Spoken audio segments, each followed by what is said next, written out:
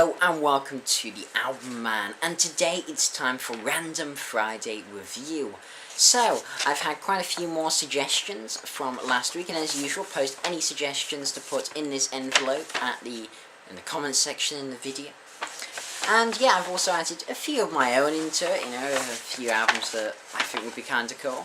So, let's have a look, see what we get.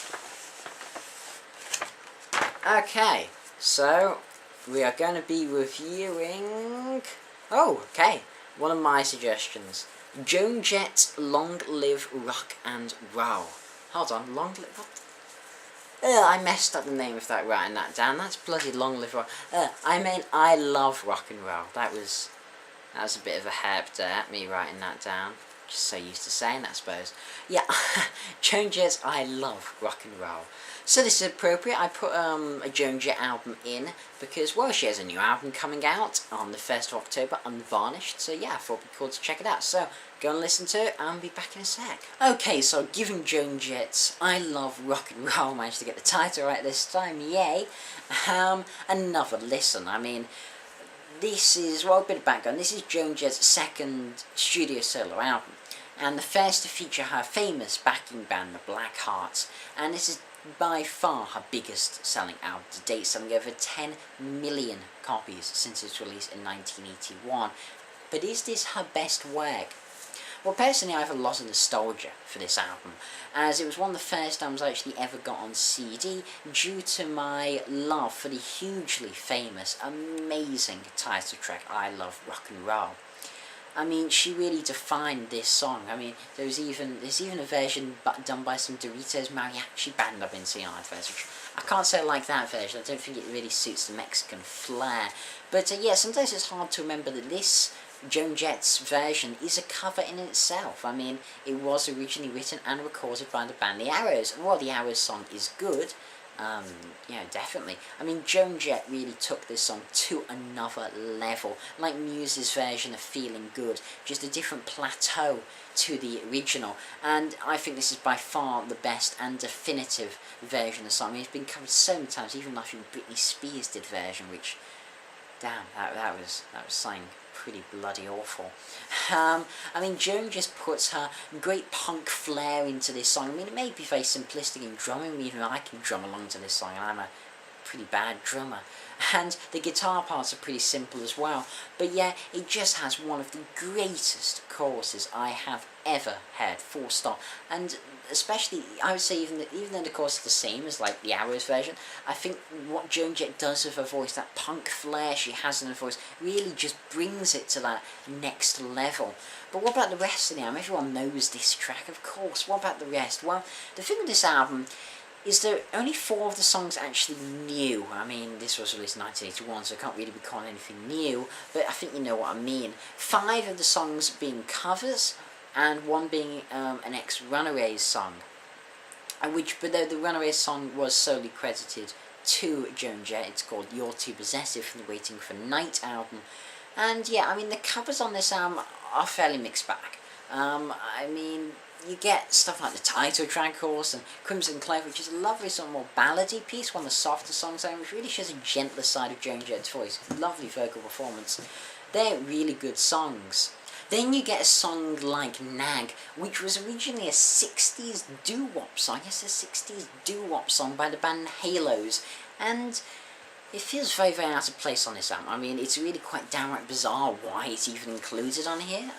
It just doesn't fit. It's like, it has all that doo-wop backing vocals. It's not my type of thing, doo-wop. No, it's really not my type of thing. And in this song, it just, yeah, it's okay, it's kind of catchy. And then it's like the inclusion of a cover of the song Little Drummer Boy, the famous Christmas song. I mean, it's been done so many times, that song's ridiculous, from Hendrix doing a little instrumental version to, I mean, even Christopher Lee doing one the other year.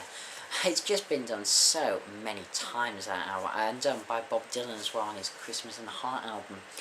And I mean, while this is a good version, it just doesn't really seem, again, to fit. I mean, but it's not as bad as the cover Bits and Pieces, which is by the Dave Clark 5, and this is just not a good song. It's just the definition of filler. this song. It really is bits and pieces. I don't really like it at all. However, I mean, saying this, I mean, well, one of the sort of covers, which, I mean, I don't count it as a cover because it was solely written, credited to Joan Jett. I mean, the Runaway song, as I said before, You're Too Possessive, and that's a really great song, really good song. I like that an awful lot. Yeah, I mean, the Runaways are a great band, so, you know, if you like them, you like this song, obviously. But the songs written by Joan Jett and her producer, Kenny Laguna, are really the highlights of the album. With songs like the clean-cut punk anthems, I'm Gonna Run Away and Victim of Circumstance. The thing with songs like that is they do just what Joan Jett has always been best at, and that's more this new wave-ish, you know, stiff little fingers type era of punk, but yet it's a bit more clean-cut. I mean, her songs don't have that rawness of those classic punk, you know, late 70s records. I mean, but yet Joan Jett can still get that sort of aggressive tone with her voice, but yet combined with really commercial, catchy choruses. I mean, yes, it's which I've just loved for so many years. It's really commercial rock with a bite to it, and a great, real bite. Again, as I said, the songs she wrote, except for the title track, which is the best song on the album, are in general the best songs. And yeah, I mean, the amount of covers she has on her albums is really something that plagues them. From Bad Reputation, the album before this, her first album in 1979, I think that was, could have been 1980, to even Up Your Alley, which was a few, maybe 86 or something. Can't remember the exact date, I don't know. But yeah, I've always found it a little frustrating why she doesn't use more of her own stuff, because she's a good songwriter. I mean, she really is, knows how to write good chorus, and especially her collaborations with Kenny Laguna as well, who she's collaborating on the Unvarnished album coming out October 1st, which is going to be good. I hope that doesn't have many covers. I hope that is more, you know, just Joan Jett originals. I mean, it's been so long since she last released an album, bloody well should be. Anyway, I do recommend this album, I mean, highly. I mean, it is a classic album that I believe every rock fan should have in their collection, certainly every 80s rock fan. And though I wouldn't call it one of the great 80s rock albums or great rock albums, it is a solid album that I do enjoy. I'm going to give it a 7.5 out of 10, trying to be as objective as I can, because, as I said, this album, you know, holds a lot of memories for me, and it's a close album to my heart. But I do have to try and be cold and objective here. So yeah, 7.5 out of 10. So as usual, leave more review requests in the comments below to go into the magical envelope for next time.